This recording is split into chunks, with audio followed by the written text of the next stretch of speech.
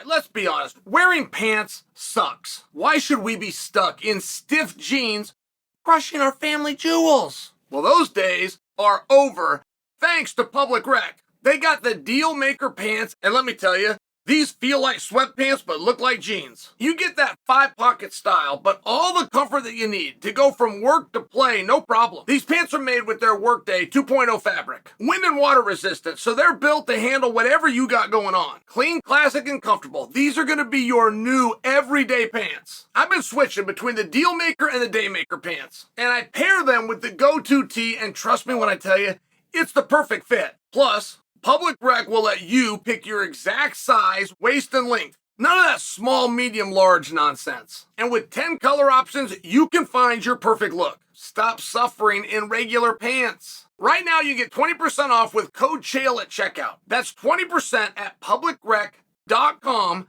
Make sure you use code Chael at checkout. Or, to make it easier, just click below. Jon Jones, undefeated. Jon Jones, never lost a fight. Jon Jones, unblemished. Jon Jones with a perfect record. Do those things matter to you guys? And I've really got to ask, because this talk won't seem to go away, but it wasn't initiated by Jon. And that's where things start to get very interesting. The idea of revisiting an established outcome a decade plus later is insane. That idea that a government agency funded by taxpayers would revisit an established outcome from a decade prior. That is insane. But it's not to say things like that don't happen. They do dig up graves and redo an autopsy, and I realize the comparison there is extreme, but it's one that you would understand, and it's a very accurate metaphor. So, I mean, where does that end, right? In the world of silliness, where does that end? Do we just start forgiving laws because laws have changed now that they weren't then? You want a speeding ticket to come off of your record because you were going 35 and a 25, but now they've changed it and it's now a 35, and so you were then going the speed. I mean, do you see the problem with that? Like, your argument wouldn't actually be terrible. You would have some ground to it. How you're going to get a judge to use taxpayer dollars to hear it to make the argument in the first place? There was no judge that would let that come before him. They would dismiss it, and they would do it with a respect shown to the taxpayer. I mean, it's a fascinating concept. Now, who's pushing for it? If you get the boss that's pushing for it, why? Is it better for business? Now, here's why I'm asking you a question, because I'm not being my usual dick of a self towards Jon Jones.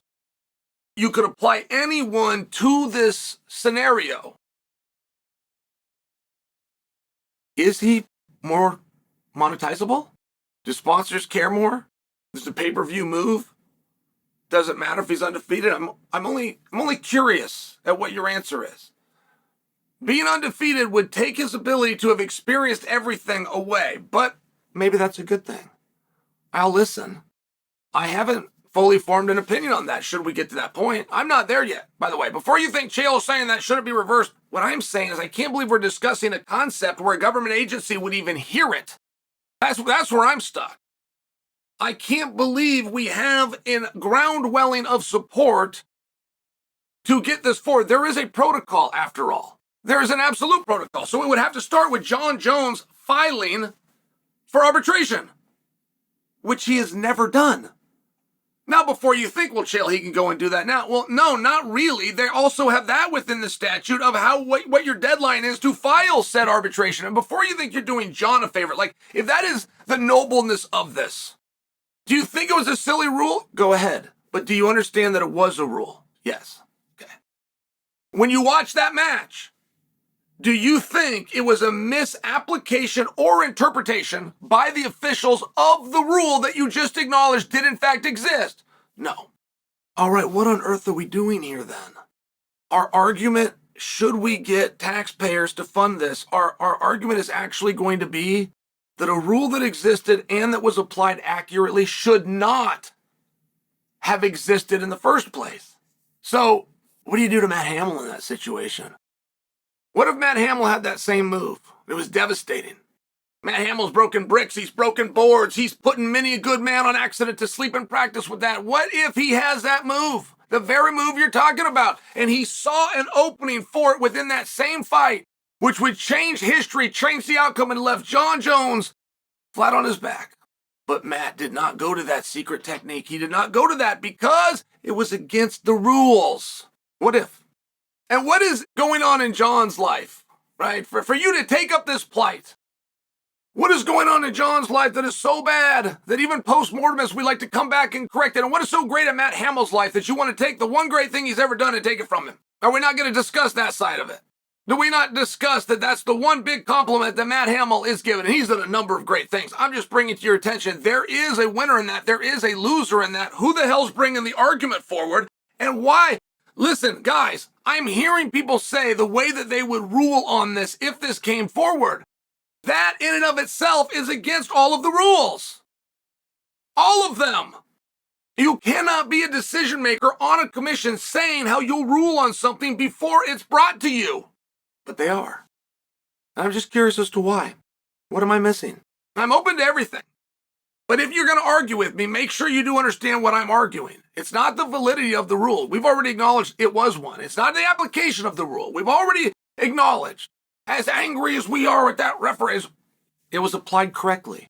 We even understand it took courage to be applied because it was going to change the outcome of what otherwise was an overwhelming contest that was going to go in the opposite direction. We're not going to the windows to get these repaid. We're not going to revisit Jon Jones and his salary that night and go cut him an extra check because it shouldn't have been this way. We're not going to do any of those things. And I'm not arguing on what the outcome would or should be if we get into a situation to make that argument. I'm not. What I'm arguing is how odd I find it that this conversation exists. And if that got brought up, I would argue against a government agency on taxpayer dollars offering to hear something that some of them publicly have already ruled on.